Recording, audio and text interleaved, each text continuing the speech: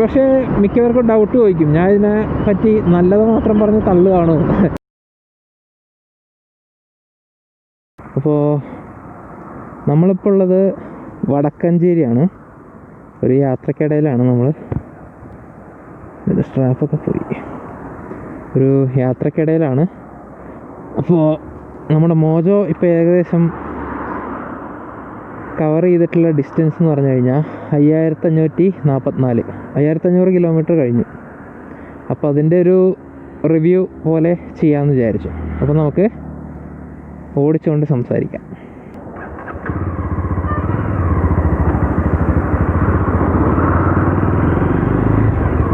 ഞാൻ കുറേ നാളായി സംസാരിച്ചുകൊണ്ടുള്ള വീഡിയോസൊക്കെ ചെയ്തിട്ട്.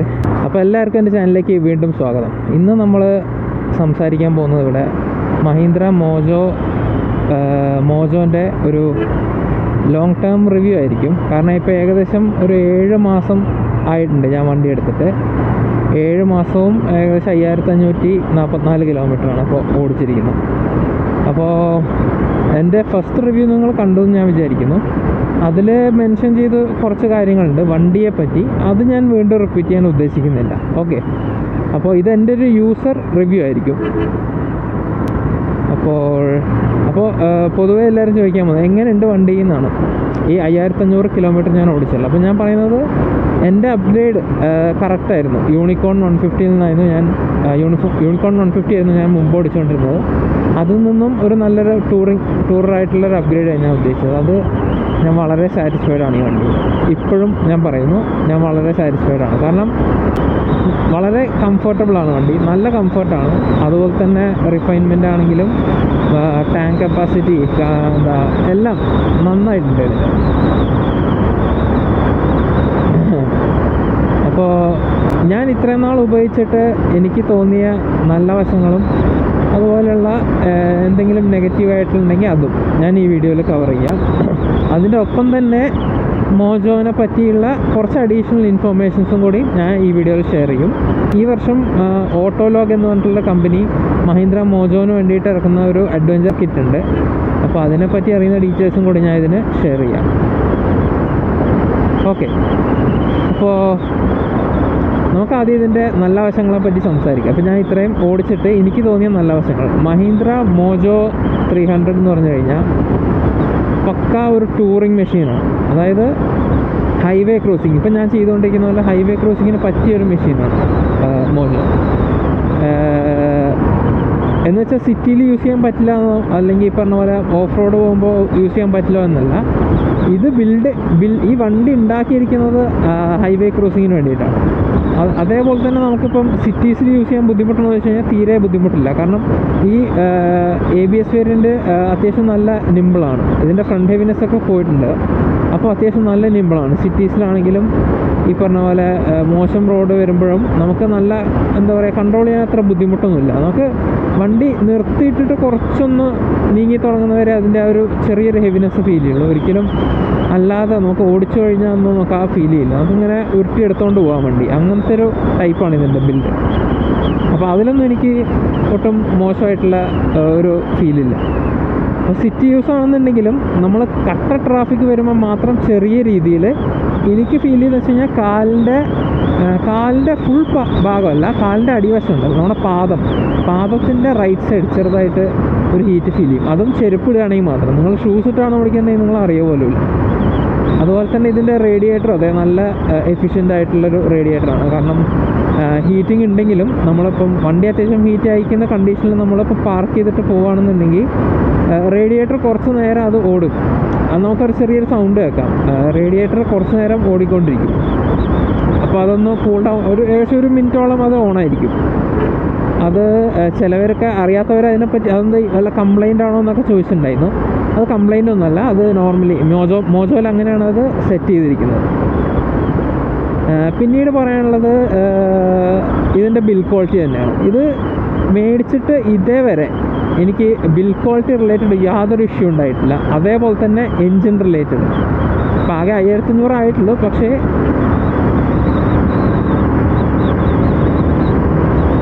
ഞാൻ വളരെ സാറ്റിസ്ഫൈഡ് ആണ്. എനിക്ക് എന്താ പറയുക, ഒട്ടും ഇതിന് പാർട്സ് ഒന്നും ലൂസായിട്ടോ അങ്ങനെയൊന്നും തോന്നിയിട്ടില്ല. വളരെ വളരെ നന്നായിട്ടാണ് മഹീന്ദ്ര ഈ വണ്ടി പണിതിട്ടുള്ളത്. ഞാൻ ഇതിന് മുമ്പ് പറഞ്ഞിട്ടുണ്ട് ബിൽഡ് ക്വാളിറ്റി. ഏകദേശം 1,00,000 കിലോമീറ്റർ കഴിഞ്ഞവരും ഇതിനെപ്പറ്റി സംസാരിച്ചിട്ടുണ്ട്. വളരെ അവരും എന്ത് സാറ്റിസ്ഫൈഡ് ആയിട്ടാണ് സംസാരിക്കുന്നത് അറിയാം. 1-2 നല്ല വീഡിയോസ് ഉണ്ട് യൂട്യൂബിൽ. ഞാൻ പറ്റുന്നുണ്ടെങ്കിൽ അതിൽ ലിങ്ക് ഡിസ്ക്രിപ്ഷൻ ബോക്സിലിടാം. അതായത് അവരത്രയും സാറ്റിസ്ഫൈഡ് ആയിട്ടാണ് സംസാരിക്കുന്നത്. വളരെ നാച്ചുറൽ ആയിട്ടൊരു വീഡിയോ ആണ്. അപ്പോൾ അതിൻ്റെ ഓണേഴ്സൊക്കെ അത്രയും സാറ്റിസ്ഫൈഡ് ആയിട്ട് സംസാരിക്കുന്നത് നമുക്ക് കാണാം. വേറെ ഒന്നും കൊണ്ടല്ല, ഇതിൻ്റെ ബിൽഡ് ക്വാളിറ്റിയും ഇതിൻ്റെ റിലയബിലിറ്റിയും കാരണം തന്നെയാണ്. ഇതിൻ്റെ എൻജിന് വേറെ കാര്യമായിട്ട് ഒരു പണിയും വരില്ല. നമ്മൾ ഡ്യൂലി സർവീസസ് മാത്രം ചെയ്തു പോയി കഴിഞ്ഞാൽ മതി. ഓക്കെ. പിന്നെ ഇതിനെപ്പറ്റി പറയാനുള്ളൊരു പ്ലസ് പോയിന്റ് എന്ന് പറഞ്ഞു കഴിഞ്ഞാൽ ഇതിൻ്റെ കംഫർട്ട് തന്നെ കേട്ടോ. നമുക്ക് ഈ ഒരു എന്താ പറയുക, എന്തൊരു സുഖമാണെന്നറിയാം. അതായത് ആ ഒരു വീതിയുള്ള സീറ്റ്സ്, അതുപോലെ തന്നെ കറക്റ്റ് നമ്മുടെ മുട്ടിൻ്റെ നേരെ താഴെ ആയിട്ട് വരും നമ്മളിതിൻ്റെ ഫുഡ് പെക്സ്. അതുപോലെ ഹാൻഡിൽ കണ്ടില്ലേ, ഞാനിത് കൈ ഇങ്ങനെ വെച്ചു, കൈ ഇതേ നേരെ എടുത്ത് വെച്ചു, അത്രയേ ഉള്ളൂ. അത്രയും സുഖമാണ് ഇത് ഓടിക്കാൻ. നമുക്ക് 100 കണക്കിന് കിലോമീറ്റർ ഇങ്ങനെ ഓടിച്ചുകൊണ്ടേ ഇരിക്കാം കംഫർട്ടായിട്ട്. ഞാൻ ഓടിച്ച് തുടങ്ങിക്കഴിഞ്ഞാൽ പിന്നെ ഇടയിൽ ബ്രേക്ക് എടുക്കാൻ ആഗ്രഹിക്കുന്ന ഒരാളാണ്. കണ്ടിന്യൂസ് ആയിട്ടുള്ള റൈഡിങ് തന്നെയാണ് ഞാനും ആസ്വദിക്കാറ്. അപ്പം ഓക്കെ, റെഡ് ലൈറ്റ് വന്നു. പിന്നീട് മിക്കവർക്കും അറിയേണ്ടത് ഇതിൻ്റെ മൈലേജിനെ പറ്റിയാണ്. ഇതിന് നമുക്ക് സിറ്റീസിലേക്കൊരു 32 ഒക്കെ കിട്ടും. അപ്പോൾ ഇതേപോലെ ഹൈവേയിൽ ഈ ഒരു നല്ലൊരു സ്പീഡ് മെയിൻറ്റെയിൻ ചെയ്ത്, അതായത് നല്ലതെന്ന് വെച്ചാൽ 70 to 90s കേരളത്തിലെ ഒരു 4 ലൈൻ ഹൈവേസിലൊക്കെ നമ്മൾ അങ്ങനെ കണ്ടിന്യൂസ് ക്രൂസിങ് ചെയ്യുകയാണെങ്കിൽ ഏകദേശം 36-ലധികം കിട്ടും. അപ്പോൾ 36-37 വരെ കിട്ടും. ഈ BS6-നാണെങ്കിൽ എൻ്റെ BS4 വേരിയൻ്റ് ആണ്, 2020 തന്നെ BS4 ആണ്. പക്ഷേ ഇപ്പോൾ BS6 വേരിയൻസിനൊക്കെ അതിനേക്കാളും 39 വരെയൊക്കെ കിട്ടിയത് കേട്ടിട്ടുണ്ട്. 300cc-ക്കൊക്കെ അത് വളരെ നല്ലൊരു മൈലേജ് ആയിട്ടാണ് ഞാൻ കാണുന്നത്. നല്ല മൈലേജാണ് അത്. അതേപോലെ പിന്നീട് ഞാൻ മോജോനെ പറ്റി പോസിറ്റീവായിട്ട് പറയുന്ന വേറൊരു കാര്യമുണ്ട്. അതായത് കുറേ പേര് പറയുന്നത് കേട്ടോ, ഇതിന് പവർ ഫിഗേഴ്സ് പോരാ, നമ്പേഴ്സ്. അതായത് മെജോറിറ്റി ഞാൻ പറയുന്നത് നമ്മൾ മാർക്കറ്റ് വാച്ച് ചെയ്യില്ല. കാരണം ഡെയിലി അല്ല, ഇപ്പോൾ പഴയതുപോലെയല്ല, ഒരുപാട് ബൈക്സ് മാർക്കറ്റിൽ അവൈലബിൾ ആണ്. അപ്പം എല്ലാവരും ഓടിച്ചിട്ടുണ്ടാവണമെന്നില്ല. ജസ്റ്റ് പ്രത്യേകിച്ച് മോജോ ഇതൊക്കെ ടെസ്റ്റ് റൈഡ് ആകെ കേരളത്തിൽ ഇപ്പോൾ 5 ഷോറൂംസ് ആണുള്ളത്. അപ്പോൾ എല്ലാവർക്കും ടെസ്റ്റ് റൈഡ് ചെയ്യാൻ പറ്റിയെന്ന് വരില്ല ഈ വണ്ടി. അപ്പം അവർക്കുള്ളൊരു ഓപ്ഷൻ എന്ന് പറഞ്ഞാൽ ഇതേപോലെ ആരെങ്കിലുമൊക്കെ ചെയ്യുന്ന റിവ്യൂസ് കാണുക, പിന്നീട് അവർ അണ്ടർസ്റ്റാൻഡിങ്ങിൽ എത്തുന്നവർ ഈ പറയുന്ന പോലെ ഇതിനെപ്പറ്റിയുള്ള ഡീറ്റെയിൽസ് വായിച്ചിട്ടാണ്. ഞാൻ പറയുന്നത് വെച്ച് കഴിഞ്ഞാൽ, ഇപ്പം ഇതിൻ്റെ പവർ ഫിഗേഴ്സ് ഇതൊരു 300cc വണ്ടിയാണ്, ഇതിൻ്റെ പവർ ഫിഗേഴ്സാണ്. പക്ഷേ ഇത് ഡോമിനാർ ഞാൻ കമ്പയർ ചെയ്ത് പറയല്ല, പക്ഷേ ടൂറിങ് ടൈമിലൊക്കെ ഹൈവേ ക്രൂസിങ്ങിലൊക്കെ ഇതും ഡോമിനാർ 400 ആയിട്ട് ഇതിൻ്റെ റേഞ്ചിൽ, അതായത് സ്പീഡൊക്കെ നോക്കുകയാണെങ്കിൽ നിങ്ങൾ ഇതിപ്പോൾ 158 വരെ കവർ ചെയ്തിട്ടുള്ള ആൾക്കാരുണ്ട്. അതൊക്കെ അതിൻ്റെ ഒരു ടോപ്പ് സ്പീഡാണ്. ഞാൻ ജസ്റ്റ് ടോപ്പ് സ്പീഡ് എന്ന് പറയുന്നത് അതിൻ്റെ ഒരു കപ്പാസിറ്റി കാണിക്കാൻ വേണ്ടിയാണ്. കാരണം ഈ ഒരു കപ്പാസിറ്റി എൻജിനിൽ ഈ പറയുന്ന പവർ ഫിഗേഴ്സ് വെച്ചിട്ട് ഇത്രയും സ്പീഡ് എടുക്കാൻ ഈ മോജോനെ കൊണ്ട് പറ്റാൻ കാരണം എന്താണെന്ന് വെച്ച് കഴിഞ്ഞാൽ, എൻജിൻ ജനറേഷൻ പവറും പിന്നീട് പവർ ലോസ് സംഭവിക്കുന്നുണ്ട്. ഡ്രൈവ് ട്രെയിൻ പവർ ലോസ് എന്ന് പറയും. അത് മോജോന് വളരെ വളരെ കുറവാണ്. ഇത് അത്യാവശ്യം അറിയുന്ന ആൾക്കാരുമായിട്ട് സംസാരിച്ച് കഴിഞ്ഞപ്പോൾ എനിക്കറിയാൻ പറ്റിയതാണ്. കാരണം ഇപ്പം ഒരു എക്സാമ്പിൾ നമുക്ക് ഇപ്പോൾ റോയൽ എൻഫീൽഡിൻ്റെ മിക്ക മോഡൽസ് എടുക്കാം. ബുള്ളറ്റ്, ക്ലാസിക്, ത്രിഫ്റ്റ് എന്ന് വെച്ചാൽ വണ്ടി ഫുൾ ഹെവിയാണ്. പ്ലസ് എന്താണ് വണ്ടി അത്യാവശ്യം ഹെവിയാണ്. റോയൽ എൻഫീൽഡിൻ്റെ മിക്ക വണ്ടികൾ ഹെവിയാണ്. അതേപോലെ തന്നെ പുഷ് റോഡ് എൻജിനാണ് വരുന്നത്. ലോങ് സ്ട്രോക്ക് പുഷ് റോഡ് എൻജിൻസാണ്. അപ്പം അതിൻ്റെ പേപ്പറിൽ അവർ മെൻഷൻ ചെയ്യുന്ന പവർ എന്ന് പറഞ്ഞു കഴിയുമ്പോൾ ഏകദേശം 19.8 bhp എന്തോ ആയിരുന്നു. BS6-ന് എത്രയും അറിയില്ല, ഏകദേശം അത്രയായിരുന്നു. പക്ഷേ അത് വന്നിട്ട് ബാക്ക് വീലിലേക്ക് എത്തുമ്പോഴേക്കും നല്ല രീതിയിൽ പവർ ലോസ് ഉണ്ടാകുന്നുണ്ട്. ഏകദേശം ഞാൻ പറഞ്ഞു കേട്ടത് 12 bhp വരെ ആയിട്ട് കുറയുന്നതാണ്. പക്ഷേ വണ്ടിയുടെ ഹെവിനെസ്സും അതങ്ങനെ ഡിസൈൻ ചെയ്തിരിക്കുന്നു. അപ്പം അതാണ് ഞാൻ ഉദ്ദേശിക്കുന്ന ഡ്രൈവ് ട്രെയിൻ പവർ ലോസ്. ആ ഒരു സംഭവം മോജോയിൽ വളരെ കുറവാണെന്ന് ഏകദേശം പൂനെയിലും ബാംഗ്ലൂരിലൊക്കെയുള്ള കുറച്ച് വിവരമുള്ള ആൾക്കാരുണ്ട്. അവരൊക്കെ ആയിട്ട് സംസാരിച്ച് കഴിഞ്ഞപ്പം, അതായത് അവർ മഹീന്ദ്രയ്ക്ക് വേണ്ടി വർക്ക് ചെയ്യുന്നവരൊന്നുമല്ല, പക്ഷേ ഈ പറഞ്ഞ പോലെ ഒരുപാട് ബൈക്സൊക്കെ അവർ ഓടിച്ച് നോക്കി ടെസ്റ്റ് ചെയ്യുകയൊക്കെ ചെയ്യുന്ന ആൾക്കാരാണ്. അപ്പം അവർ വഴി അറിഞ്ഞിട്ടുണ്ട് ഞാൻ പവർ ലോസ് തീരെ കുറവാണ്. അതുകൊണ്ടാണ് നമുക്ക് കണ്ടിന്യൂസ്ലി ഇപ്പം ഈ പറയുന്ന നമ്പേഴ്സ് പേപ്പറിലുള്ള നമ്പേഴ്സ് കുറവാണെന്നുണ്ടെങ്കിലും ഓൺ റോഡ് പെർഫോമൻസ് അത് മോജോ എന്താ പറയുക നല്ല രീതിയിൽ പെർഫോം ചെയ്യുന്നുണ്ട് എന്ന് നമുക്ക് കാണാം. ഇപ്പം കണ്ടിന്യൂസ് ആണ്. ഇപ്പം കേരളം വിട്ടുള്ള നല്ല ഹൈവേസിലൊക്കെ 100-130 കണ്ടിന്യൂസ്ലി ക്രൂസ് ചെയ്ത് പോകാൻ പറ്റുന്നുണ്ട്. അതായത് വണ്ടിയുടെ എൻജിന് സ്ട്രെസ് ഇല്ലാതെ ആ ഒരു കംഫർട്ടബിൾ റേഞ്ചിലൊക്കെ ടൂറിങ് ചെയ്യാൻ പറ്റുന്നത് എന്താ പറയുക ആ ഒരു എൻജിനീയറിങ്ങിൻ്റെ മികവ് കൊണ്ട് തന്നെയാണ് ഈ ഒരു എൻജിൻ്റെ. അതായത് ഞാൻ പറഞ്ഞു ഇതിൻ്റെ എൻജിൻ സൂപ്പറാണ്, അതിൽ സംശയമില്ല. നമ്മൾ മോജോ കുറച്ചൊന്ന് ഓടിച്ച് നോക്കുമ്പോഴേ അതിനെപ്പറ്റി അറിയുള്ളൂ. ഓക്കെ, പിന്നീട് ഞാൻ മോജോനെ പറ്റി പറയാൻ ഉദ്ദേശിച്ചൊരു കാര്യം മിക്കവരും പറയുന്നതാണ്. അതായത് XT സൂപ്പറായിരുന്നു, പഴയ മോജോ ആണ് ബെറ്റർ. സംഭവം നിങ്ങളിപ്പോൾ ഒരു പേപ്പറിൽ ലിസ്റ്റ് എടുക്കുക, അതായത് ഫീച്ചേഴ്സ് നോക്കുകയാണെങ്കിൽ മോജോ BS6-ന് ഇത് BS4 ആണ്. BS6 ഇപ്പോൾ അവൈലബിൾ ആയിട്ടുള്ള മോജോന് ലോസ് സംഭവിച്ചിരിക്കുന്ന 3 കാര്യങ്ങളാണ്. ഒന്ന്, അതിൻ്റെ ഡുവൽ സൈലൻസർ മാറി ഇപ്പോൾ സിംഗിൾ സൈലൻസറാണ്, അതൊന്ന്. പിന്നീട് പവർ കുറഞ്ഞിട്ടുണ്ട്. പവർ ഇപ്പം BS3 വെച്ച് BS6-ലേക്ക് നോക്കുകയാണെങ്കിൽ അത്യാവശ്യം നല്ല രീതിയിൽ കുറഞ്ഞിട്ടുണ്ട്. BS4 വെച്ചിട്ട് BS6 കമ്പയർ ചെയ്യുകയാണെങ്കിൽ ഒരു BHP കുറഞ്ഞിട്ടുള്ളൂ. പക്ഷേ എന്താ പറയുക അതിൻ്റെ ഒപ്പം പിന്നീട് മിസ് ഔട്ടായ ഒരു കാര്യം എന്ന് വെച്ച് കഴിഞ്ഞാൽ അപ്സൈഡ് ഡൗൺ ഫോക്സ് ആയിരുന്നു ആദ്യം മോജോ XT-ലൊക്കെ. അത് മാറിയിട്ട് ടെലിസ്കോപ്പിക് സസ്പെൻഷൻ ആയിട്ടുണ്ട്. മിക്കവരും ഇഗ്നോർ ചെയ്ത് വിടുന്ന ഒരു കാര്യം എന്ന് വെച്ച് കഴിഞ്ഞാൽ ഇത് ടെലിസ്കോപ്പിക് സസ്പെൻഷനാണ് ശരി, പക്ഷേ ഇതിനൊരു ഫോർക്ക് ബ്രേസസ് കൊടുത്തിട്ടുണ്ട്. അപ്പോൾ ഞാൻ ചെറിയ രീതിയിൽ USB-യും ടെലിസ്കോപ്പിൻ്റെ വ്യത്യാസം പറഞ്ഞുതരാം. നോർമൽ ടെലിസ്കോപ്പിക് സസ്പെൻഷനെ നമ്മൾ തിരിച്ചു വെച്ച് കഴിഞ്ഞാൽ അത് USD ആയി, അപ്സൈഡ് ഡൗൺ ഫോക്സ്. പ്ലസ് അതിൽ ചെറിയൊരു കാറ്ററിജ് പോലത്തെ ഒരു സെറ്റപ്പ് വരുന്നുണ്ട്. അപ്പം അതാണ് USD-യിൽ വരുന്നത്. പിന്നീട് അഡ്വാൻസ്ഡ് ആയിട്ടുള്ള വണ്ടികളിലൊക്കെ USD പ്ലസ് അതിന് അഡീഷണൽ ഈ പറഞ്ഞ പോലെ കുറച്ച് ഫീച്ചേഴ്സൊക്കെ വരുന്നുണ്ട്. ഈ പറഞ്ഞ പോലെ എന്താ പറയുക അതിന് അഡ്ജസ്റ്റ് ഒക്കെ ചെയ്യാൻ പറ്റും. അപ്പോൾ എന്താണ് ഇതിൻ്റെ വ്യത്യാസം എന്ന് പറഞ്ഞു കഴിഞ്ഞാൽ വണ്ടി കുഴി ചാടി കഴിയുമ്പോൾ ഷോക്ക് അബ്സോർബ് ചെയ്യുന്ന ടൈമിൽ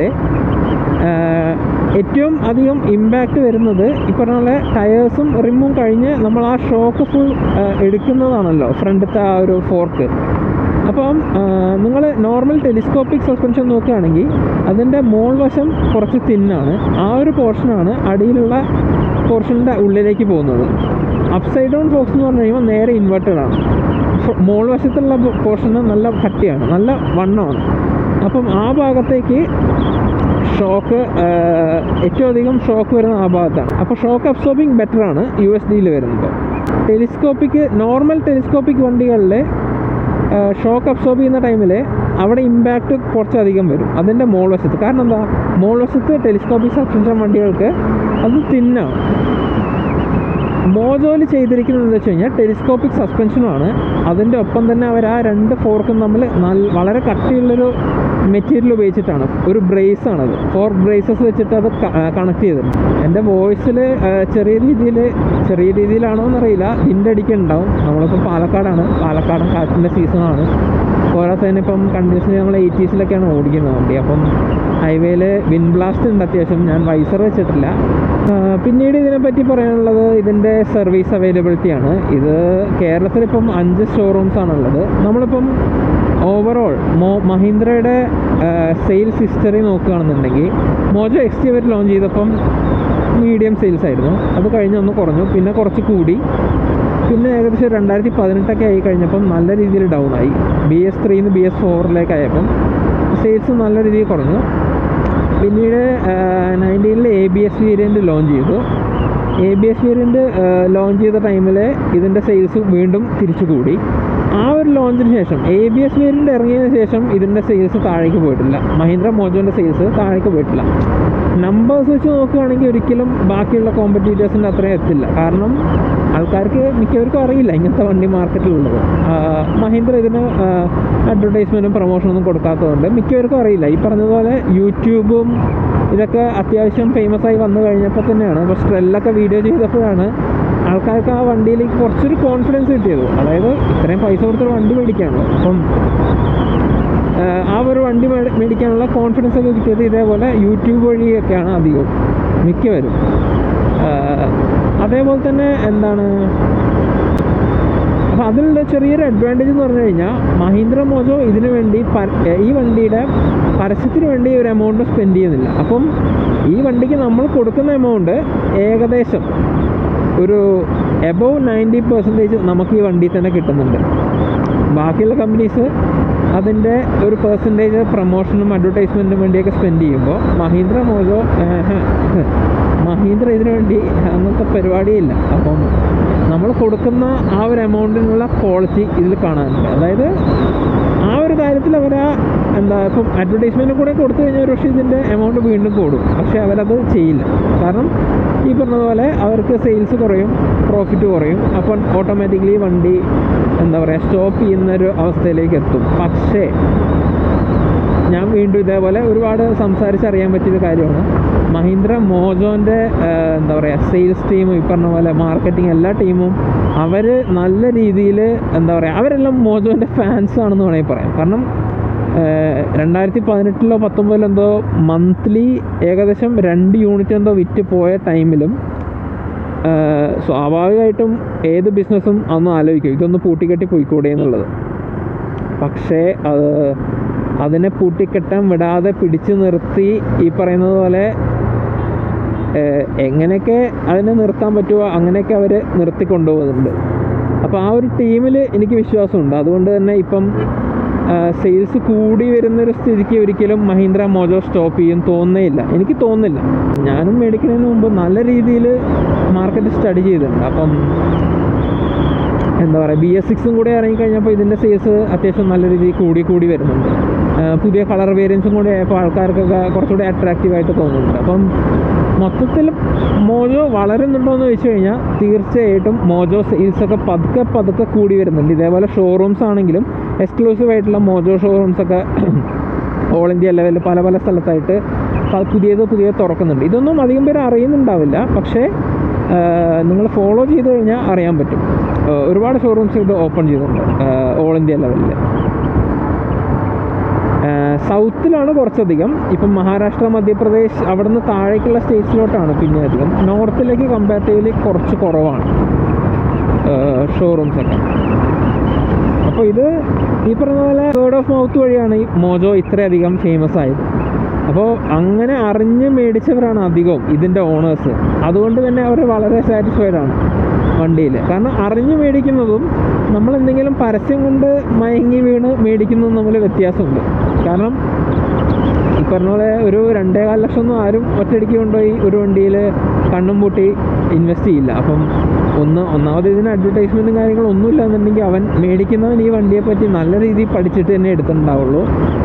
അതുപോലെ ടെസ്റ്റ് റൈഡൊക്കെ ചെയ്തിട്ട് തന്നെ ആയിരിക്കും എടുത്തിട്ടുണ്ടാവുക മിക്കവരും. അപ്പോൾ ആ ഒരു പോയിന്റിലാണ് ടെസ്റ്റ് റൈഡ് ചെയ്യുമ്പോഴാണ് മിക്കവരും ഇതിന് മയങ്ങി വീഴുക. ഞാനും അത് ടെസ്റ്റ് റൈഡ് ചെയ്തപ്പോഴാണ് എനിക്ക് ഈ വണ്ടി അത്ര ഇഷ്ടപ്പെട്ടത്.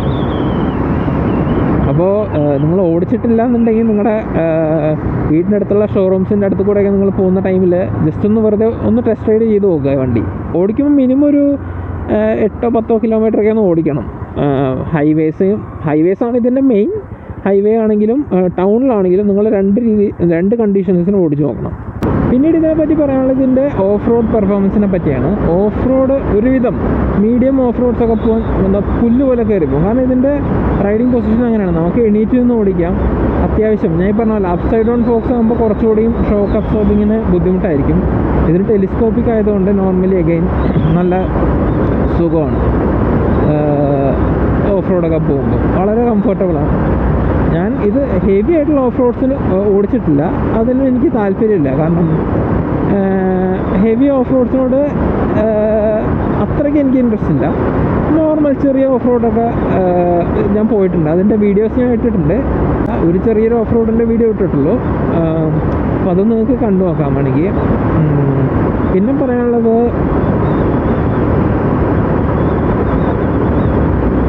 ഇപ്പം ഞാൻ കണ്ടില്ല, ഞാൻ കണ്ടിന്യൂസ് ആയിട്ടാണ് ഇപ്പോൾ ഹൈവേയിൽ ഓടിക്കുന്നത്. അപ്പം എനിക്ക് തീരെ ക്ഷീണമില്ല. ഇതിൻ്റെ സീറ്റ്, ഹാൻഡിൽ ബാർ എല്ലാം നോക്കുമ്പോഴും വൈബ്രേഷനൊന്നും കയ്യിലേക്ക് ഇരച്ച് കയറുന്നേ ഇല്ല. വൈബ്രേഷനൊന്നും ഇല്ല. മിററിൻ്റെ ഇതിൻ്റെ ഒരു ഇഷ്യൂ എന്ന് പറഞ്ഞു കഴിഞ്ഞാൽ ഇതിൻ്റെ മിററുണ്ട്. എൻ്റെ മിററിന് ചിലവർക്ക് ലെഫ്റ്റ് സൈഡിനാണ് ഇഷ്യൂ, എൻ്റെ റൈറ്റ് സൈഡാണ്. അതായത് നമ്മൾ ഈ പറഞ്ഞ പോലെ ഹൈവേയിൽ കണ്ടിന്യൂസ് ഒരുവിധം നല്ല സ്പീഡിൽ ക്രൂസ് ചെയ്ത് പോവുകയാണെങ്കിൽ ഇത് പതുക്കെ ഈ മിറർ ഇങ്ങനെ ലൂസ് എന്താ പറയുക വെച്ചാൽ 3 സ്ക്രൂ ഉണ്ട് അതിന്. അപ്പോൾ ആ 3 സ്ക്രൂ നമ്മൾ ഇടയ്ക്കിടയ്ക്ക് ടൈറ്റ് ആക്കി കൊടുക്കണം. അങ്ങനെ ടൈറ്റ് ആക്കിയില്ല എന്നുണ്ടെങ്കിൽ ഇതിൻ്റെ മിറർ ചെറിയ രീതിയിൽ ഇങ്ങനെ പയ്യെ നമുക്ക് ആ വിസിബിലിറ്റി പോകും. അപ്പോൾ വീണ്ടും നമ്മൾ നേരാക്കി വെക്കണം. അതീ പറഞ്ഞ പോലെ നന്നായി ടൈറ്റ് ആക്കി വെച്ച് കഴിഞ്ഞാൽ കുഴപ്പമില്ല, പക്ഷേ വീണ്ടും ആ ഒരു പ്രശ്നം വരും. അതിനുള്ള 2 സൊല്യൂഷൻ ഉണ്ട്. ഒന്ന് മിറർ ഫുള്ളായിട്ട് മാറ്റുക. രണ്ടാമത്തെ ഒരു സൊല്യൂഷൻ എന്ന് പറഞ്ഞു കഴിഞ്ഞാൽ നമുക്കൊരു എന്താ പറയുക ഈ ഫെവിക്വിക്ക് പോലത്തെ ഒരു സൊല്യൂഷൻ, അതായത് ഫെവിക്വിക്ക് അല്ല അതിൻ്റെ പേര് ഞാൻ മറന്നുപോയി, അങ്ങനത്തെ ഒരു സൊല്യൂഷൻ കിട്ടും. നമ്മൾ ആ ഒരു സൊല്യൂഷൻ ഈ കവർ മാറ്റിയിട്ട് അതിൻ്റെ 3 സ്ക്രൂവിൻ്റെ ഭാഗത്തും ഫുൾ നന്നായിട്ട് അപ്ലൈ ചെയ്ത് കഴിഞ്ഞാൽ അത് അനങ്ങാതെ നിൽക്കും. പക്ഷേ പിന്നീട് കുഴപ്പമെന്ന് പറഞ്ഞു കഴിഞ്ഞാൽ നമുക്കത് അഡ്ജസ്റ്റ് ചെയ്യാൻ പറ്റില്ല, അങ്ങനെ ഉറച്ചു നിൽക്കും. ചില സമയത്തൊക്കെ എനിക്ക് അനോയിങ് ആയിട്ട് തോന്നാറുണ്ട് മിററിൻ്റെ, പക്ഷേ അതൊരു വലിയ ഇഷ്യൂ അല്ല. ഞാൻ ഇതുവരെ അങ്ങനെ അത് റിസോൾവ് ചെയ്തിട്ടില്ല. ഞാൻ അധികം ടൈറ്റ് ചെയ്യാറാണ് പതിവ്. ഞാൻ മിറർ മാറ്റാത്തതിൻ്റെ മെയിൻ കാരണം എന്ന് വെച്ച് കഴിഞ്ഞാൽ ഈ മിറർ നല്ല വിസിബിലിറ്റിയാണ്. അപ്പോൾ ഇതിൻ്റെ വിസിബിലിറ്റി നല്ലതാണ്. അതുകൊണ്ടാണ് ഞാൻ ഇതിൻ്റെ മിറർ റീപ്ലേസ് ചെയ്യാത്തത്. ഇതുണ്ട് ഇതിൻ്റെ ടാക്കോമീറ്റർ, ആ ഒരു ലേറ്റസ്റ്റ് RPM ഒരു ഇൻഡിക്കേഷൻ അതിൽ കാണിക്കും. നമ്മൾ ലാസ്റ്റായിട്ട് എത്ര RPM വരെ കയറി എന്നുള്ളത് ഇതിലറിയാൻ പറ്റും. ചെറിയ ഒരു 2-3 സെക്കൻഡിലേക്ക് അത് അവിടെ ഉണ്ടാവും. പിന്നെ ഇതിൻ്റെ ടാക്കോമീറ്റർ എന്ന് പറയുമ്പോൾ ബേസിക്കാണ്. Time, fuel, odometer, speedometer, 2 trip meter, ഒരു ടോപ്പ് സ്പീഡ് ഇൻഡിക്കേറ്റർ. പിന്നെ 0 to 100 കൂടി എന്തോ റെക്കോർഡ് ചെയ്യും. അത് ഒരു പ്രത്യേക രീതിയിൽ ഈ ബട്ടൺസ് പ്രസ് ചെയ്ത് കഴിഞ്ഞാൽ നമുക്കറിയാൻ പറ്റും. ഗിയർ ഷിഫ്റ്റിംഗ് ഇൻഡിക്കേറ്റർ ഇല്ല, പക്ഷെ അത് ഈ പറഞ്ഞ പോലെ നമുക്ക് തുടക്കം ഒരു ബുദ്ധിമുട്ട് തോന്നും. പക്ഷേ പിന്നീട് എനിക്കങ്ങനെ പേഴ്സണലി അതിൻ്റെ ആവശ്യം തോന്നിയിട്ടില്ല. കാരണം ഞാൻ ഏകദേശം നമുക്ക് ആ ഒരു RPM കേൾക്കുമ്പോൾ അറിയാമല്ലോ ഷിഫ്റ്റ് ചെയ്യാനായോ ഇല്ലയോ എന്നൊക്കെ. അപ്പോൾ അതൊന്നും എനിക്ക് അത്ര വലിയ ഇഷ്യൂ ആയിട്ട് തോന്നിയിട്ടില്ല.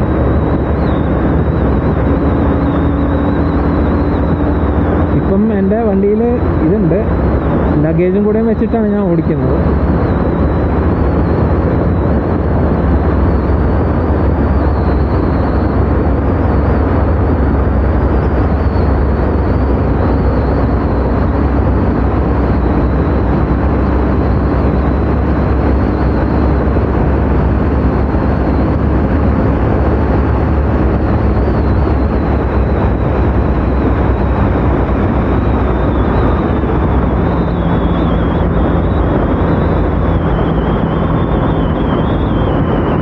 കണ്ടില്ലേ, ഞാൻ ഏകദേശം ഒരു 100-112 പോയി. പക്ഷെ അപ്പോഴൊന്നും വൈബ്രേഷൻസ് ഒന്നും തീരെ ഇല്ല ഓടിക്കുന്ന ആൾക്ക്.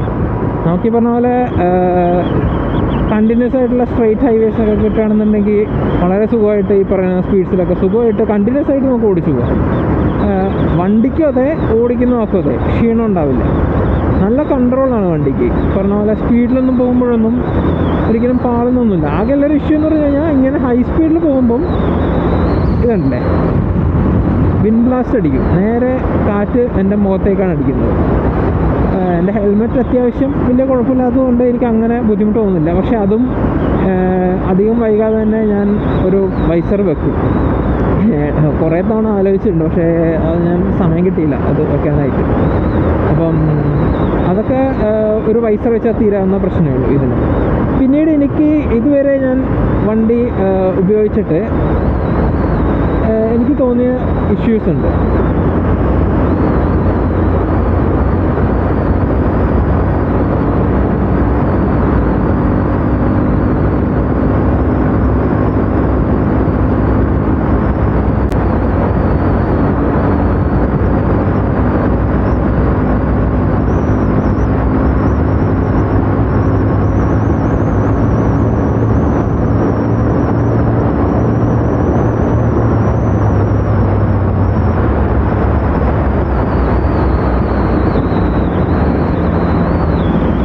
വലിച്ചു കയറ്റി കൊണ്ടുപോകാം. ഞാനിപ്പോൾ ഈ ഒരു ഓപ്പൺ റോഡ്സ് കഴിഞ്ഞതുകൊണ്ട് ഡൗൺ ചെയ്തതാണ്. ഞാനിതൊന്നും സ്പീഡ് എടുക്കുന്നത് ആരെയും എന്താ പറയുക, ജസ്റ്റ് വണ്ടീൻ്റെ ഒരു ഇതിനെ കാണിക്കാൻ വേണ്ടി മാത്രമുണ്ടോ. ഒരിക്കലും എന്താ പറയുക അൺസേഫ് ആയിട്ടുള്ള രീതിയിൽ സ്പീഡിങ് ചെയ്യരുതായിരുന്നു. ആ അപകടമാണ്. നമുക്ക് കൺട്രോൾ ഉണ്ടാവില്ല വണ്ടി. എന്തൊക്കെ പറഞ്ഞാലും, എന്തൊക്കെ ABS ഫീച്ചർ ഉണ്ടെങ്കിലും വണ്ടിയുടെ കൺട്രോൾ കയ്യിൽ നിന്ന് പോകും. ഒരിക്കലും നോക്കിയും കണ്ടൊക്കെ ഉപയോഗിക്കുക എല്ലാ സാധനങ്ങളും. അത്രേ പറയാനുള്ളൂ. അപ്പോൾ എല്ലാവർക്കും അറിയുന്ന കാര്യങ്ങളൊക്കെ തന്നെയാണ്. അപ്പോൾ വീണ്ടും ഞാൻ ഇതിനെ പറ്റിയിട്ടുള്ള, എനിക്ക് ഇതുവരെ വണ്ടി മേടിച്ചിട്ട് കിട്ടിയ പണികൾ എന്ന് നോക്കുകയാണെങ്കിൽ ആകെ 2 ചെറിയ ഇഷ്യൂസേ ഉള്ളൂ. ഒന്ന്, ഒരു തവണ ഇതിൻ്റെ ഹെഡ്ലൈറ്റിൻ്റെ റിലേ മാറ്റേണ്ടി വന്നു. അത് വാറണ്ടിയിൽ തന്നെ എനിക്ക് റീപ്ലേസ് ചെയ്ത് കിട്ടി. എന്താണെന്ന് വെച്ച് കഴിഞ്ഞാൽ ഹെഡ്ലൈറ്റ് ഏകദേശം ഒരു 2 മാസത്തിനുള്ളിലാണ്, 1 മാസം കഴിഞ്ഞപ്പം തന്നെ എപ്പോഴോ ഒരു തവണ ഓടിച്ച് വീട്ടിലെത്തി കഴിഞ്ഞപ്പം അത് ഇങ്ങനെ ബ്ലിങ്ക് ചെയ്തുകൊണ്ടിരിക്കുന്നത്, ഡിമ്മായി കഴിഞ്ഞപ്പോൾ ബ്ലിങ്ക് ചെയ്തുകൊണ്ടിരിക്കുക. അപ്പോൾ ആ ഒരു ഇഷ്യൂ വന്നപ്പം എനിക്കത് വാറണ്ടിയിൽ അതിൻ്റെ ഹെഡ് ലാമ്പിൻ്റെ റിലേ മാറ്റി തന്നു. പിന്നെ എനിക്ക് ഫേസ് ചെയ്തൊരു ഇഷ്യൂ എന്ന് പറഞ്ഞു കഴിഞ്ഞാൽ ഇതിൻ്റെ ഫ്രണ്ട് ടയറിലെ എയർ ലീക്ക്. അത് മഹീന്ദ്ര മോജോൻ്റെ BS4 BS4 വേരിയൻസിലെ ഒരുപാട് ബാച്ചസിന് ഉണ്ടായിരുന്ന ഇഷ്യൂ ആണ്. ഒരുപാട് ബാച്ചസ് അല്ല, ഒരുപാട് വണ്ടികൾക്ക് ഉണ്ടായിരുന്ന ഇഷ്യൂ ആണ്. എല്ലാ BS4 വണ്ടികൾക്കും ഇല്ല, ഒരു പെർട്ടിക്കുലർ ബാച്ചിനായിരിക്കും മിക്കവാറും. അപ്പം എൻ്റെ വണ്ടിയും ആ ബാച്ചുള്ളതായിരുന്നു. അപ്പം ഫ്രണ്ട് ടയറിൽ എയർ ലീക്ക് ഇഷ്യൂ ഉണ്ടായിരുന്നു. അത് ഒന്നുമല്ല, നമ്മുടെ ഫ്രണ്ടിലെ റിമ്മില്ലേ, ആ റിമ്മിലുള്ള പെയിൻറ്റിൻ്റെ കംപ്ലൈൻ്റ് ആയിരുന്നു. ഇത് കണ്ടില്ലേ മിറർ, ഞാൻ പറഞ്ഞത് നമ്മൾ ഹൈ സ്പീഡ് എടുത്തോണ്ട്. അപ്പോൾ ആ മിറർ അതിൻ്റെ ഫ്രണ്ട് ടയറിലെ റിമ്മില്, അപ്പോൾ അതിൻ്റെ പെയിൻ്റൊക്കെ ഒന്ന്, ഉൾവശത്തുള്ള പെയിൻ്റ് ഒന്ന് സ്ക്രേപ്പ് ചെയ്തിട്ട് ഒന്ന് റീപെയിൻറ്റ് ചെയ്തപ്പം ശരിയായി. നമ്മൾ പുറത്ത് കൊടുക്കുകയാണെങ്കിൽ 10-300 രൂപയൊക്കെ ചെയ്ത് തരും. അതൊന്നും മഹീന്ദ്ര റെക്ടിഫൈ ചെയ്ത് തരുമെന്ന് തോന്നുന്നില്ല. കാരണം പറഞ്ഞവർക്കൊന്നും അങ്ങനെ ഷോറൂമിൽ നിന്ന് ചെയ്ത് അതായത് അവർക്കത് ചെയ്ത് കൊടുക്കാനുള്ള ഇതുണ്ടോയെന്ന് അറിഞ്ഞു. ഞാൻ പിന്നെ 200-300 രൂപയുടെ കാര്യമായതുകൊണ്ട് ഞാൻ പിന്നെ ഷോറൂമിൽ കൊണ്ടുപോയിട്ടൊന്നും ചെയ്യാൻ നോക്കിയില്ല. അവിടെ കണ്ടില്ലേ മലയാണ്, കഞ്ചിക്കോട് മലയുണ്ട് അവിടെ. അത് ഇപ്പം ചെറിയ രീതിയിൽ മൂടി നിൽക്കുക. അതല്ലെങ്കിൽ നല്ല ഭംഗിയാണ് കാണാം. നമുക്ക് കുറച്ചുകൂടെയും ദൂരം പോവാം. ഓക്കെ, അപ്പോൾ ഈ 2 ഇഷ്യൂസ് ഒഴികെ എനിക്ക് വേറെ കാര്യമായിട്ടൊരു ഇഷ്യൂ ഉണ്ടായിട്ടില്ല മഹീന്ദ്ര മോജോയിൽ ഇതുവരെ. BS6 യൂസേഴ്സിന് ഞാൻ പറഞ്ഞു കേട്ടിട്ടുള്ളൊരു ഇഷ്യൂ എന്ന് പറഞ്ഞു കഴിഞ്ഞാൽ, ഇതുവരെയുള്ള ബാച്ചസിലാണ്, 2021 അല്ല 2020-ലുള്ള ചില പീസ്, അതായത് ചില വണ്ടികൾക്കൊക്കെ പറഞ്ഞു കേട്ടിട്ടുള്ള ചെറിയൊരു ഇഷ്യൂ എന്ന് പറഞ്ഞു കഴിഞ്ഞാൽ, ഇതിൻ്റെ എൻജിൻ വാർണിംഗ് ഇൻഡിക്കേറ്റർ ഉണ്ട്, അത് കത്തിക്കിടക്കും. അപ്പോൾ അതിനുള്ള സൊല്യൂഷൻ എന്ന് വെച്ച് കഴിഞ്ഞാൽ, നിങ്ങൾക്ക് ആ ഒരു ഷോറൂം പോയിട്ട് അവരെന്തോ ചെറിയ സിസ്റ്റത്തിൽ കണക്ട് ചെയ്തിട്ട് ഒന്ന് ഫുൾ റീസെറ്റ് ചെയ്യും. അങ്ങനെ ചെയ്തു കഴിഞ്ഞാൽ പോകുമെന്ന് പറയുന്നുണ്ട്. പിന്നീടുള്ള ഒരു സൊല്യൂഷൻ എന്ന് പറഞ്ഞു കഴിഞ്ഞാൽ, സൊല്യൂഷനല്ല, പിന്നെ ചെയ്യാൻ പറ്റുന്നത്, അത് വരാനുള്ള കാരണം എന്ന് വെച്ച് കഴിഞ്ഞാൽ, നമ്മളീ പറഞ്ഞ പോലെ വണ്ടി കഴുകിയിട്ടൊക്കെ ആണെന്നുണ്ടെങ്കിൽ സെൻസറിൽ വെള്ളം തട്ടിക്കഴിഞ്ഞാൽ അത് ഓണായി കിടക്കും. അപ്പോൾ അതാണോ എന്ന് ചെക്ക് ചെയ്യുക. അതൊന്നും അല്ലാന്നുണ്ടെങ്കിൽ വെറുതെ കത്തിക്കിടക്കുകയാണെന്നുണ്ടെങ്കിൽ ജസ്റ്റ് ഒരു 5000 RPM മുകളിലേക്ക്, പറഞ്ഞ പോലെ ഫസ്റ്റ് സർവീസ് കഴിഞ്ഞ വണ്ടികളാണെങ്കിൽ 5000 RPM മുകളിലേക്ക് നിങ്ങളൊന്ന് വെറുതെ ഓടിച്ചു നോക്കുക. അപ്പം അപ്പോഴും എൻജിൻ ലൈറ്റ് കത്തിക്കിടക്കുകയാണെങ്കിൽ ഇഷ്യൂ ഇല്ല. കാരണം അത് ഒരു ചെറിയ മൈനർ ഇഷ്യൂ ആണ്. അതായത് വണ്ടിക്ക് എൻജിൻ കംപ്ലൈൻറ്റ് അല്ലാഞ്ഞിട്ടും അതിന് ചെറിയൊരു എന്താ പറയുക ഇൻഡിക്കേഷൻ്റെ ചെറിയൊരു ഫോൾട്ട് വരുന്നുണ്ട്. അത് എന്തുകൊണ്ടാണെന്ന് അറിഞ്ഞുകൂടാ. അത് എന്തായാലും ഈ പറഞ്ഞ ചെറിയ ഇഷ്യൂ ആണ്. അതവർ വൈകാതെ തന്നെ സോൾവ് ചെയ്യുമെന്ന് പ്രതീക്ഷിക്കുന്നു. ഇപ്പം ഞാൻ കണ്ടിന്യൂസ് ഹൈവേയിൽ ഏകദേശം ഒരു 140 കിലോമീറ്റർ ഇപ്പോൾ ഓടിച്ചു. അപ്പോഴൊന്നും ഹീറ്റിംഗ് ഒന്നും അങ്ങനെ കാര്യമായിട്ടില്ല എനിക്ക്. അതിലൊന്നും ഹീറ്റ് അറിയുന്നേ ഇല്ല. ഈവൻ റേഡിയേറ്ററിൻ്റെ സൗണ്ട് പോലും കേൾക്കുന്നില്ല. റേഡിയേറ്റർ ഓൺ ആയിട്ടില്ല. ഇടയിൽ ഞാനിപ്പോൾ ടൗണിൽ നിന്ന് കുറച്ച് എടുത്ത ടൈമിൽ ചെറിയൊരു ഹീറ്റിംഗ് ഉണ്ടായിരുന്നു. അതും ആ ഒരു ചെറിയ ട്രാഫിക്, കണ്ടിന്യൂസ് ആയിട്ട് ട്രാഫിക്കിൽ ഓടിക്കുമ്പോൾ ചെറിയൊരു ഹീറ്റ് ഉണ്ടായിരുന്നു. പിന്നീട് എനിക്കത് ഉണ്ടായിട്ടില്ല. ഹൈവേ കയറി കഴിഞ്ഞപ്പോൾ പിന്നെ ഹീറ്റിങ്ങേ ഇല്ല.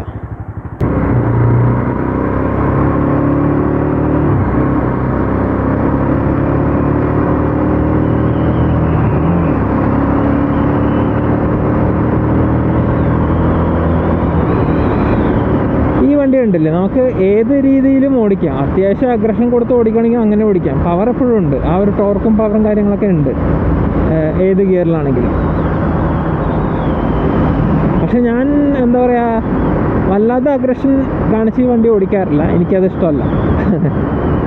എനിക്കും ഒരു ഈസി ഗോയിങ് തന്നെയാണ് ഇഷ്ടം. സ്പീഡ് പയ്യെ കയറ്റി നമ്മൾ ആ ഒരു ലെവലിൽ നിന്ന് സ്പീഡ് എടുക്കാൻ പറ്റാത്ത റോഡ്സ് വരുമ്പോൾ പയ്യെ സ്ലോ ഡൗൺ ചെയ്ത് വീണ്ടും ഈ പറഞ്ഞ പോലെ നല്ല സ്ട്രെച്ച് കിട്ടുമ്പോൾ ആ ഒരു പേസിലേക്ക് കൊണ്ടുവന്ന് ഓടിക്കാൻ, അതാണ് എനിക്കിഷ്ടം. അങ്ങനെയൊക്കെ ഓടിക്കാൻ ഇഷ്ടമുള്ളവരൊക്കെ ആണെന്നുണ്ടെങ്കിൽ നിർബന്ധമായിട്ട് ഈ വണ്ടി ഒന്ന് ടെസ്റ്റ് റൈഡ് ചെയ്ത് നോക്കുക, നിങ്ങൾക്ക് ഇഷ്ടമാവും. അപ്പോൾ ഞാൻ പറഞ്ഞു ഇതൊരു പക്ക ടൂറിങ് മെഷീനാണ്. അപ്പോൾ ആ ഒരു രീതിയിലാണ് ഫുൾ ട്യൂണിങ് വന്നിരിക്കുന്നത്. നല്ല വണ്ടി തന്നെയാണ്. ഞാൻ ഇതിനെ പുകഴ്ത്തി ഒരുപക്ഷെ മിക്കവർക്കും ഡൗട്ട് ചോദിക്കും ഞാൻ ഇതിനെ പറ്റി നല്ലത് മാത്രം പറഞ്ഞ് തള്ളുകയാണോ. കാരണം എനിക്ക് പേഴ്സണലി ഇതിന് അങ്ങനെ ഒരു ഇഷ്യൂവേ തോന്നിയിട്ടില്ല. അത്ര നല്ലൊരു വണ്ടി തന്നെ, അതുകൊണ്ടാണ് ഞാൻ ഇത്രയും പറയുന്നത്. നല്ല വണ്ടിയാണ്. അപ്പോൾ റോഡിൽ ഓടിച്ചുകൊണ്ട് എനിക്കിപ്പോൾ ഇത്രയൊക്കെ തന്നെ പറയാനുള്ളൂ. ബാക്കി ഞാൻ മിസ് ഔട്ടായ എന്തെങ്കിലും കാര്യമുണ്ടെങ്കിൽ ഞാൻ ബാക്കി നമുക്ക് ഇരുന്ന് സംസാരിക്കുന്ന ടൈമിൽ അതും കൂടെ കവർ ചെയ്യാം. ഓക്കെ, നമ്മൾ ഈ വണ്ടി ഓടിച്ചുകൊണ്ടിരിക്കുന്ന ടൈമിൽ അങ്ങനെ എല്ലാം നെറ്റ് പിക്ക് ചെയ്തിട്ട് ഓർത്ത് പറയാൻ പറ്റുന്നില്ല. അപ്പം ഞാൻ ഓടിച്ചപ്പോൾ കവർ ചെയ്യാത്ത കാര്യങ്ങളൊക്കെ നമുക്ക് ഇരുന്നുകൊണ്ട് സംസാരിക്കാം. ഓക്കെ, നമ്മൾ നേരത്തെ പറഞ്ഞ ആ ഒരു ഫോർക്ക് ബ്രേസസ് ഇല്ല, ഞാൻ കുറച്ചുകൂടി ഡീറ്റെയിൽ ആയിട്ട് കാണിച്ചു തരാം. കാരണം മിക്കവരും യു എസ് ഡി എന്ന് പറഞ്ഞ് പോകുമ്പോൾ ഇത് ഇഗ്നോർ ചെയ്തപ്പെട്ട ഒരു വിഷയമാണ്. ഈ വണ്ടി പോലെ തന്നെ ഞാൻ കാണിച്ചു തരാം. ഇത് കണ്ടില്ലേ, ഈ ഒരു പോർഷനാണ് ഞാൻ പറഞ്ഞത്.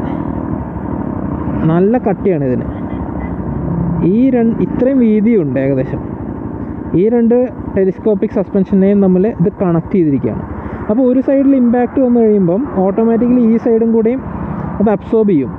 അതുകൊണ്ടാണ് ഇത് ഓടിക്കുന്നവർ എന്താ പറയുക, നോർമൽ ടെലിസ്കോപ്പിക് സസ്പെൻഷൻ പോലെയല്ല ഈ സെറ്റപ്പ്. അപ്പോൾ അതുകൊണ്ട് തന്നെയാണ് ഇത് ഓടിക്കുന്നവർക്ക് അത്രയും കംഫർട്ട് തോന്നുന്നത്. പിന്നീട് കണ്ടില്ലേ, ഇതിൻ്റെ റേഡിയേറ്റർ അത്യാവശ്യം നല്ല വലുതാണ്. ഇപ്പോൾ റേഡിയേറ്റർ ഓണല്ല, കണ്ടില്ലേ, അത് BS4 വന്ന സെൻസറാണ്. BS6 അത് ഉള്ളിലേക്കാണ്. ബ്രേക്സൊക്കെ സൂപ്പറാണ്, ഒന്നും പറയാനില്ല. വൈബ്രേഡ ബ്രേക്സാണ്. ഞാൻ വളരെ സാറ്റിസ്ഫൈഡ് ആണ്. കാരണം ഞാൻ അങ്ങനെ അഗ്രസീവ് രീതിയിൽ വണ്ടി ഓടിക്കാറില്ല. അപ്പോൾ അതുകൊണ്ടൊന്നും എനിക്ക് ബ്രേക്സ് പോരാൻ തോന്നിയിട്ടില്ല ഇതുവരെ. പിന്നീട് ചിലവർക്ക് ഇഷ്ടമില്ലാത്ത ഒരു കാര്യമാണ് മോജോൻ്റെ ഹെഡ് ലാമ്പ്. അതിപ്പോൾ ഈ ഒരു ക്യാമറ വൈഡ് ആംഗിൾ ഇതിലാണ് ഷൂട്ട് ചെയ്തിരിക്കുന്നത്. അപ്പം ഇതിൻ്റെ ആ ഒരു പക്ക ഡിസൈൻ അറിയാൻ പറ്റില്ല. ഈവൻ നോർമൽ ഇതിലെടുത്താലും നമുക്ക് ഇതിൻ്റെ ആ ഒരു ഡിസൈൻ അങ്ങനെ കറക്റ്റ് അറിയാൻ പറ്റില്ല. ഇതൊക്കെ ഒന്ന് മോഡിഫൈ ചെയ്തെടുത്തു കഴിഞ്ഞാൽ സൂപ്പറാവും. ചിലവരിത് മാറ്റി റൗണ്ട് ഹെഡ് ലാമ്പ് വെക്കുന്നുണ്ട്. ഞാൻ ചെറിയൊരു കോൺസെപ്റ്റ് പോലെ ചെയ്തിരുന്നു, അതിൻ്റെ ഇമേജ് ഞാൻ നിങ്ങളെ കാണിച്ചു തരാം. വേറെ എന്താ പറയുക, ഇതിൻ്റെ ടാങ്ക് 21 ലിറ്ററാണ് ടാങ്ക്. എന്താ പറയുക, നമുക്ക് കണ്ടിന്യൂസ് ആയിട്ട് ഓടിച്ചു കഴിയുമ്പോൾ നമുക്ക് ഒരുവിധം റീഫിൽ ചെയ്ത് വെച്ച് കഴിഞ്ഞാൽ പിന്നെ അതിനെപ്പറ്റി ആലോചിക്കേ വേണ്ട. സൗണ്ടൊക്കെ കേട്ടില്ലേ, എക്സോ സൗണ്ടൊക്കെ ഞാൻ സെപ്പറേറ്റ് വീഡിയോ ചെയ്തിട്ടുണ്ട്, നിങ്ങൾക്കത് ചെക്കൗട്ട് ചെയ്യാം. പിന്നീട് ഈ കാണുന്നത് ഇത് അഡീഷണൽ ഫിറ്റ്മെൻ്റ് ആണ്. ഈ ഒരു സെറ്റപ്പ് ബാഗ് വെച്ചുകൊണ്ട് നിങ്ങൾക്ക് കറക്റ്റ് അറിയുന്നുണ്ടാവില്ല. എൻ്റെ ഇൻസ്റ്റാഗ്രാമിലൊക്കെ ഞാൻ നല്ല ഫോട്ടോസ് ഇട്ടിട്ടുണ്ട്. ഈ ഒരു ഫുൾ സെറ്റപ്പ് കണ്ടില്ലേ, ഈ ഒരു ഫുൾ സെറ്റപ്പ് ഇത് മഹീന്ദ്രയുടെ ആണ്. ഇവിടുന്ന് ഇത്രയും ഉള്ളൂ ശരിക്കും മഹീന്ദ്രയുടെ ഈ മൗണ്ടിന്. ഇത് അഡീഷണൽ വെൽഡ് ചെയ്തതാണ്, ഈ കുഷ്യൻ അഡീഷണൽ ചെയ്തതാണ്. ഓക്കെ, ഹൈവേൻ്റെ സൈഡാണ്. പിന്നീട് ഈ ഒരു സൈലൻസർ ഉണ്ടല്ലേ, ഇതിൻ്റെയൊക്കെ പ്രൈസ് എത്രയാണെന്ന് അറിയോ? ഈ ഒരു ഫുൾ സൈലൻസർ സെറ്റപ്പിന് വരുന്ന 30 സംതിങ് ആണ്. കാരണം നല്ല ക്വാളിറ്റിയാണ് ഈ ഒരു സാധനത്തിന്, നല്ല ക്വാളിറ്റിയാണ്. ഇപ്പോൾ ഞാൻ തൊടുന്നില്ല, പൊള്ളും. പിന്നീട് ഞാൻ അഡീഷണലായിട്ട് ചെയ്തിട്ടുള്ളത് ഇതിൻ്റെ ഈ ഒരു എന്താ പറയുക, എന്താ ഇതിൻ്റെ പേര്, ടയർ ഹഗ്ഗർ. ഈ ഒരു ടയർ ഹഗ്ഗർ മഹീന്ദ്രയുടെ തന്നെയാണ്. ഏറ്റവും പ്രാക്ടിക്കലായിട്ടുള്ള ടയർ ഹഗ്ഗറാണിത്. കാരണം ചില ടയർ ഹഗ്ഗേഴ്സ് നമ്മൾ കണ്ടിട്ടുണ്ടാവും, ഇവിടെ നിന്ന് മുതൽ ഏകദേശം ഈ ഭാഗം വരെ വന്നിട്ട് ഇവിടെ ഓപ്പൺ ആയി കിടക്കും. അപ്പം ആ ഒരു ഗ്യാപ്പിലൂടെ നമ്മൾ ഡയറക്റ്റ് ആ മോണോഷോക്കിലേക്ക് ചെളി തെറിക്കും. അങ്ങനെ ഞാൻ കണ്ടിട്ടുണ്ട്. അപ്പം ഇത് വളരെ പ്രാക്ടിക്കലാണ്, ഇതിനോട് ചേർന്ന് നിൽക്കുന്നത്. പക്ഷേ എങ്കിലും ഇതൊരു ഇഷ്യൂസ് ഒന്നും ഉണ്ടായിട്ടില്ല. പക്ഷേ വളരെ ചീപ്പുമാണ്. ഞാൻ ഇതിൻ്റെ ഇൻസ്റ്റലേഷൻ വീഡിയോ ചെയ്തിട്ടുണ്ട്, നിങ്ങൾക്ക് വേണമെന്നുണ്ടെങ്കിൽ അതും നോക്കാം. വേറെ ഈ വണ്ടിയെ പറ്റി എന്താ പറയുക, സീറ്റ്സ് വളരെ കംഫർട്ടബിൾ ആയിട്ടുള്ള സീറ്റാണ്. പില്ലിയൻ ആണെങ്കിലും വളരെ കംഫർട്ടാണ്. നല്ല വിഡ്ത്തുള്ള സീറ്റാണ്. അതുപോലെ തന്നെ കുഷ്യനാണെങ്കിലും നല്ല കുഷ്യനിങ് ആണത്. വല്ലാതെ സോഫ്റ്റും അല്ല വല്ലാതെ ഹാർഡും അല്ല, ആ ഒരു രീതിയിലാണ് ഈ ഒരു കുഷനിങ് വരുന്നത്. അതുകൊണ്ട് തന്നെ നല്ല കംഫർട്ടാണ്. നമുക്കിപ്പോൾ അഡീഷണൽ ചെറിയ ബാഗ്സൊക്കെ വെച്ച് ഓടിക്കണമെന്നുണ്ടെങ്കിൽ അങ്ങനെയും ചെയ്യാം. പിന്നെ ഇതിൻ്റെ ഫുൾ മെറ്റൽ ടാങ്ക് ആയതുകൊണ്ട് മാഗ്നറ്റിക് ആയിട്ടുള്ള ടാങ്ക് പാഡ്സ് നിങ്ങൾക്ക് വെച്ച് ഉപയോഗിക്കാം. അങ്ങനെയൊക്കെ ഒരുപാട് അഡ്വാൻറ്റേജസ് ഉണ്ട്. ഈ ഒരു ക്രാഷ് ഗാർഡും മഹീന്ദ്രയുടെ തന്നെയാണ്, സ്റ്റോക്ക് മഹീന്ദ്രയുടെ ആണ്. നല്ല കട്ടിയാണ് ഇതിന്, നല്ല ഹാർഡാണ്. പക്ഷേ ചിലവർ പറഞ്ഞു കേട്ടിട്ടുണ്ട്, ഞാനിതേ ഉപയോഗിച്ചിട്ടുള്ളൂ, മഹീന്ദ്രയുടെ അല്ലാത്ത ക്രാഷ് ഗാർഡ്സ് ആണ് ബെറ്റർ. കാരണം എന്താ വെച്ച് കഴിഞ്ഞാൽ ഇത് ചെറിയ രീതിയിൽ വൈബ്രേറ്റ് ചെയ്യുന്നു. ഞാനിത് മാത്രം വെച്ചിട്ടാണ് തറവായിട്ട് യൂസ് ചെയ്തിട്ടുള്ളൂ, വേറെ ക്രാഷ് ഗാർഡ്സ് യൂസ് ചെയ്തിട്ടൊന്നുമില്ല. പക്ഷേ എനിക്കങ്ങനെ വലിയ കംപ്ലയിൻസ് ഒന്നുമില്ല ഇതിൽ. അപ്പോൾ വേറെ എന്താണ് ഞാൻ മിസ് ഔട്ട് ചെയ്തിട്ടുള്ളത്? ഇൻഡിക്കേറ്റേഴ്സൊക്കെ നോർമലാണ്. ഹെഡ്ലൈറ്റിൻ്റെ വിസിബിലിറ്റിയും ആവറേജ് ആണ്, അത്ര കാര്യമായിട്ട് പറയാനില്ല. അഡീഷണൽ നമുക്ക് ഫോഗ് ലാമ്പ് വെക്കാൻ പറ്റും, അതിൻ്റെ ഒരു സ്റ്റാൻഡ് കിട്ടും മഹീന്ദ്രയുടെ. അത് വെച്ച് കഴിഞ്ഞിട്ട് നമുക്ക് വളരെ എന്താ പറയുക ക്ലീനായിട്ട് അത് സെറ്റ് ചെയ്ത് വെക്കാൻ പറ്റും. വേറെ മിറേഴ്സ് ഞാൻ പറഞ്ഞ പോലെ ആ ഒരു കാറ്റടിക്കുമ്പോൾ ഇഷ്യൂ ഉണ്ട്, വേറെ ഇഷ്യൂസ് ഒന്നുമില്ല. പിന്നീട് ഞാൻ ശ്രദ്ധിച്ചൊരു കാര്യം എന്ന് വെച്ച് കഴിഞ്ഞാൽ ഈ ഫുഡ് പെക്സ് കണ്ടില്ലേ, പില്ലിയൺ ഇവിടെ ഇരിക്കുകയാണെങ്കിൽ ഇങ്ങനെ വന്നിട്ട് കാല് നേരെ, പില്ലിയണും നല്ല കംഫർട്ടാണ്. ഇപ്പം ഞാൻ ഈ ഒരു കുഷ്യൻ വെച്ചതോടെ പില്ലിയൻ്റെ കാര്യം ഓക്കെ, വേണമെങ്കിൽ കിടന്ന് ഉറങ്ങാം, വേണ്ട ഉറങ്ങണ്ട. അപ്പോൾ അത്രയും കംഫർട്ടബിളാണ് പില്ലിയണ്. ഞാൻ പറഞ്ഞതെന്ന് വെച്ച് കഴിഞ്ഞാൽ ഈ ഫുഡ് പെക്സിൻ്റെ ഒരു പ്രത്യേകത വെച്ച് കഴിഞ്ഞാൽ ഇതുണ്ടല്ലേ, അകത്ത് കുറച്ച് എയർ ഉണ്ടെന്ന് തോന്നുന്നു. അപ്പം ആ ഒരു വൈബ്രേഷൻ പോലും തീരെ, അത്യാവശ്യം നല്ല ക്വാളിറ്റി ഉണ്ട്, നല്ല ക്വാളിറ്റിയാണ് ഈ പാർട്ടിന്. ഈ ഒരു പോർഷൻ അകത്ത് ഇങ്ങനെ പ്രസ്സാവും. അപ്പം എന്ന് വെച്ച് കഴിഞ്ഞാൽ ഈവൺ എന്തെങ്കിലും മൈനർ വൈബ്രേഷൻ വരികയാണെങ്കിലും കാല് ഇതിൻ്റെ മുകളിൽ വെച്ച് കഴിയുമ്പം ആ ഒരു വൈബ്രേഷൻ അങ്ങനെ ഫീൽ ചെയ്യില്ല. കാരണം അകത്ത് അല്ല ഒരു കുഷ്യൻ എഫക്റ്റ് ഉണ്ട്. അപ്പോൾ ഓട്ടോമാറ്റിക്കലി വൈബ്രേഷൻ പില്ലിയൺ അങ്ങനെ ഫീൽ ചെയ്യില്ല. ഓക്കെ, പഴയ മഹീന്ദ്ര, ഇപ്പോൾ പഴയ XT വെർഷനൊക്കെ ഡുവൽ സൈലൻസർ ഉള്ളതുകൊണ്ട് അത് എന്താ പറയുക ടേണിങ്സിൽ കിടത്തുമ്പം അതിൻ്റെ സൈഡൊക്കെ ഒരയുമായിരുന്നു. ഇപ്പോൾ ഈ ഒരു മോഡലിന് സിംഗിൾ ആയതുകൊണ്ട് ആ ഒരു ഇഷ്യൂ ഇല്ല. അപ്പുറത്തെ സൈഡിലാണെങ്കിലും സൈലൻസർ ഒന്ന് പൊക്കിയിട്ടുണ്ട്. അപ്പം കോർണേഴ്സിലൊന്നും സ്ക്രേപ്പ് ചെയ്യുന്ന ആ ഒരു ഇഷ്യൂ നോർമലി കേട്ടിട്ടില്ല. ഉരയ്ക്കാൻ വേണ്ടി വരച്ചാൽ ഒരയും, തീപ്പൊരിയും പാറും. ഇത്രയും നാൾ ഉപയോഗിച്ചിട്ടും എനിക്ക് പെയിൻറ്റിങ്ങിനൊന്നും അങ്ങനെ ഇഷ്യൂസൊന്നും ഇവിടെ ഇല്ല. ഞാൻ ഇത് ഒരു രീതിയിലുള്ള കോട്ടിങ്ങും കാര്യങ്ങളൊന്നും ചെയ്തിട്ടില്ല, ജസ്റ്റ് നോർമൽ വാഷിങ്ങും മാത്രം. എന്താ പറയുക കാർ വാഷിൻ്റെ ആ ഒരു സൊല്യൂഷൻ ഉപയോഗിക്കും, വേറൊരു പരിപാടി ഞാൻ ചെയ്തിട്ടില്ല. അപ്പം ബ്ലാക്കിനൊന്നും അങ്ങനെ പെയിൻറ്റിന് ഇതുവരെ ക്വാളിറ്റി ഇഷ്യൂസ് ഇതുവരെ വന്നിട്ടില്ല. പക്ഷേ പെയിൻറ്റിങ് അത്രയും നല്ലതാണെന്ന് വെച്ച് കഴിഞ്ഞാൽ നോർമൽ നമ്മൾ കണ്ടുവരുന്ന ആ ഒരു പെയിൻറ്റിങ് ക്വാളിറ്റിയാണ് ഞാൻ അതിലും കണ്ടുവരുന്നത്. ചെയിൻ സ്പ്രോക്കറ്റ് ആണെങ്കിലും ഓക്കെയാണ്, അങ്ങനെ എന്താ പറയുക ഇത്രയും ഓടിയിട്ടും അങ്ങനെ മാറുന്നൊരു കണ്ടീഷനിലായിട്ടില്ല. പക്ഷേ ചെയിൻസ് തമ്മിൽ അത് എല്ലാ ബൈക്കിലും ഉണ്ടാവും, ഈ ഒരു കാറ്റഗറി ബൈക്സിലൊക്കെ അതിൻ്റെ ആ ഒരു ലിങ്കിൻ്റെ ഇതൊക്കെ ചെറിയ രീതിയിൽ കൂടിയുണ്ട്. അപ്പം ചെറിയ രീതിയിൽ സൗണ്ട് നമുക്ക് കേൾക്കാൻ പറ്റും. ഇനിയും ഇഷ്ടംപോലെ ഓടും, പക്ഷേ ആ ഒരു പുതുമ മാറിക്കഴിയുമ്പം ആ ഒരു ചെറിയ സൗണ്ടൊക്കെ വന്നു തുടങ്ങും, ചെറിയ രീതിയിൽ ശ്രദ്ധിച്ചറിയാം. വേറെന്താ പറയാനുള്ളത്? സമയം 6:30 ആയിക്കൊണ്ടിരിക്കുകയാണ്. നമ്മളിപ്പോൾ ഉള്ളത് സേലം ഹൈവേ. ഓക്കെ, വേറെന്താ ഞാൻ പറയുക? അപ്പോൾ അത്രയൊക്കെ തന്നെ ഉള്ളൂ. ഇനി ഞാൻ എന്തെങ്കിലും മിസ് ഔട്ട് ആയിട്ടുണ്ടെന്നുണ്ടെങ്കിൽ മഹീന്ദ്ര മോജോൻ്റെ ഒരുപാട് പ്യുവർ റൈഡ് ട്രാവൽ വീഡിയോസൊക്കെ ഞാൻ ചെയ്തിട്ടുണ്ട്. അപ്പം നിങ്ങൾ അതും കൂടെ ചെക്കൗട്ട് ചെയ്യുക, നിങ്ങൾക്ക് ഇഷ്ടമാവും എന്ന് വിചാരിക്കുന്നു. അപ്പോൾ താങ്ക് യു ഫോർ വാച്ചിങ്. വീണ്ടും മറ്റൊരു വീഡിയോ ആയിട്ട് കാണുന്നതുവരെ എല്ലാവർക്കും ഗുഡ് ബൈ. സൂര്യനെ കണ്ടില്ലേ, സൂപ്പർ. അപ്പോൾ അത്രയൊക്കെ തന്നെയുള്ള ഈ വീഡിയോയിൽ.